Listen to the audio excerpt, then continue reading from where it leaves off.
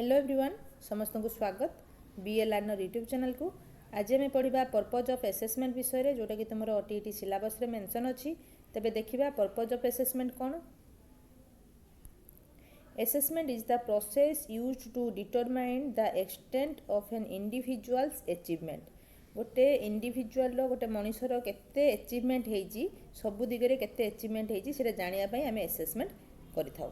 It is the crucial link between learning outcomes, teaching and learning activities and content. इटा गोटे link रखी थाए learning outcomes आउ teaching भितर माने केते टीचिंग केमिति होउची केमिति आउटकम आसुची पिला केमिति शिखुचंती ता भितर आउ कोन ना learning activities and content content कोन अछि आउ एक्टिविटीज से कंटेंट को बेस करिके केते कोन होउची एटा गोटे लिंक रखी थाए असेसमेंट ए दिटा भितर।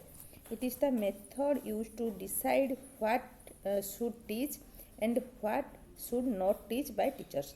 इटा गोटे मेथड असेसमेंट गोटे मेथड जोटा कि टीचर को हेल्प करे कोटा पढ़ेवा दरकार कोटा पढ़ेवा दरकार नुहे केमिति ना गोटे क्लास रे जदी किछि पिला गोटे सब्जेक्ट को बुझी पाले नाही तो टीचर जानी पाले जे पिला बुझी पाले नाही तबे तांको आउ थरे सेटा पढ़िया निहाती भारी जरूरी।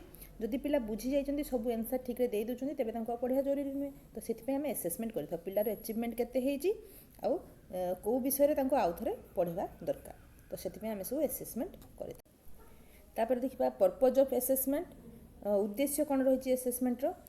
फास्ट देख assessment drives instructions as through a quality assessment instructor can know what students know and do not know.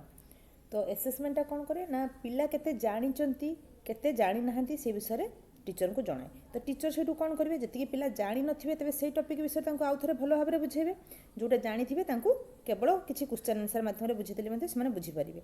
तो असेसमेंट द्वारा टीचर को जना पड़ी थाए कि पिलार नॉलेज केते केते मात्रा रे से किछि जिंस को जानी छी।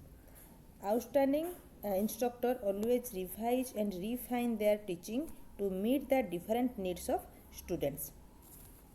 विभिन्न प्रकार मेथड व्यवहार करिकी पिला केमती पढ़ा जीवो कौ वे पढ़ले पिला बुझीपारे प्रत्येक पिला तो सामान मेथड रे बुझीपारे ना तो कौ वे पढ़ले कौ मेथड व्यवहार करके पढ़ले पिला भल भाव में बुझीपारे से असेसमेंट टीचर को जन थाए। तो यहाँ हूँ गोटे पर्पज गोटे उद्देश्य असेसमेंट रो कि असेसमेंट द्वारा टीचर जापारती पिलार नॉलेज केते आ कौ मेथड रे पिला पढ़ले पिला माने बुझीपारे। सेकेंड देखो assessment drives learning. Assessment practices send the right signal to students about what to study।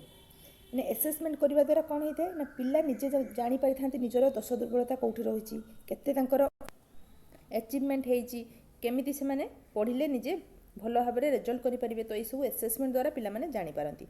How to study and concept about a course केमिति पिला पढ़िबे केमिति वे रे पढ़िबे कौटा को फोकस करके पढ़िबे कौटी दोष दुर्बलता रही है पिला माने निजे जानी पारंती। It effects the learning ability एटा लर्निंग एबिलिटी को मध्य एफेक्ट करथाय। Assessment informs about their program. Effective assessment provide students a sense about their achievement about what know and what not. तो यहाँ मुझे जिन कहली पिला केते अचीव करिसंती से विषय पिला निजे अवेयर हेबे।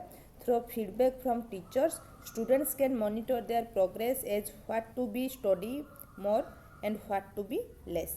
टीचर रेस्पॉन्स अनुसार फीडबैक अनुसार पिला माने निजे जानि परिबे कोटा तांको अधिक पढ़िबार अछि कोथरे तांकर नॉलेज ठीक ठाक अछि। तो यहाँ हूँ असेसमेंट रो गोटे पर्पज असेसमेंट को यही उद्देश्य पई व्यवहार करा जाए कौन पई करा जाए आउ थरे कहि दउची। असेसमेंट द्वारा टीचर जानी पारंती पिलार नॉलेज केते केते मात्रा रे से गोटे जिंस को जानी कौथरे तार नॉलेज नाही कोटा ताको डिफिकल्टी होउची बुझिबारे। तो ये सब जिन जानला परे पिला टीचर विभिन्न प्रकार मेथड व्यवहार करके विभिन्न प्रकार कॉन्सेप्ट को सी क्लियर करथांती। एटा असेसमेंट रो गोटे उद्देश्य आ गोटे उद्देश्य रहउची असेसमेंट लर्निंग एबिलिटी को बढ़ाई थाए कौ मेथड रे पढ़िबा कौ वे रे पढ़िबा कौथिरे निजर कमी रहिची ए सब पिला माने सेटा जानि पारंती केते अचीवमेंट से माने करिसंती ए सब विषय से माने जानि पारंती। Assessment inform teaching practice. By systematically analyzing and gathering, we can determine how well students' outcome match to our expectation. Assessment द्वारा कौन जानी हुए ना आमर गोटे एक्सपेक्टेशन थाए गोटे टीचर जदि क्लास सरला परे टीचर भावती कि एतिकी मात्रा रे पिला ये जिनस को बुझी थे गोटे एक्सपेक्टेशन थाए आम धर जाइए कि पढ़ेलु तो पिला केते कौन बुझी थे से आम गोटे एक्सपेक्टेशन थाए तो सीटा एसेसमेंट द्वारा जना पड़े आम एक्सपेक्टेशनटा फुलफिल होती कि आम एक्सपेक्टेशन अनुसार पिला रिजल्ट करना सीटा एसेसमेंट द्वारा जना पड़े जदि आम गोटे टॉपिक सरला पर किसी क्वेश्चन पचारू पिला को एसेस कलु जब से कहीदेले तेज आम एक्सपेक्टेशनटा फुलफिल होती जदि न कही पारे तेज आम जाना जे एक्सपेक्टेशन फुलफिल होना आमको आउ थे पढ़ार अच्छी तो एसेसमेंट द्वारा ये जिनसा जानी हुए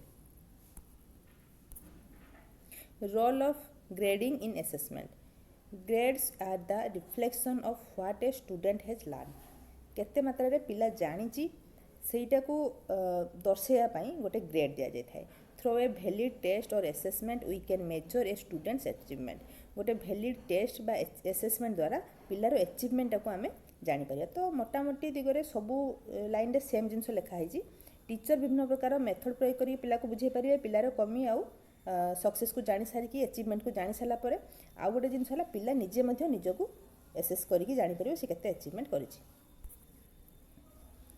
protect academic standards are the basic needs of knowledge requirement for a particular course और कंटेंट एकेडमिक स्टैंडर्ड को मेंटेन करके रखी था एसेसमेंट द्वारा जानी हुए जे केते नॉलेज रिक्वायर अच्छी माने जदि आमर किसी कमी रही जाउची टीचर किसी कमी रही जाउची तो से माने निजको आउ थे मॉडिफाई करेंगे आ पिलांकर कमी अनुसार से माने जाई तांकू सेतिकी भरपूर ज्ञान दे पारिबे एटा होची प्रोटेक्शन एकेडमिक स्टैंडर्ड तेबे एटा रहिला हमर आज पर्पज ऑफ असेसमेंट शॉर्ट वीडियोटे थिला सेमिति तो क्वेश्चन बेसी एथुरु आसेनी किंतु जानिया पई मोटा कहली तो भावुची वीडियो भल लगी जब भल लगी तेज लाइक कमेंट शेयर निहाती भाव कर चैनल को सब्सक्राइब कर जहाँफल कि परवर्ती वीडियो नोटिफिकेशन तुम पाखक इजिली पहुँचीज थैंक यू।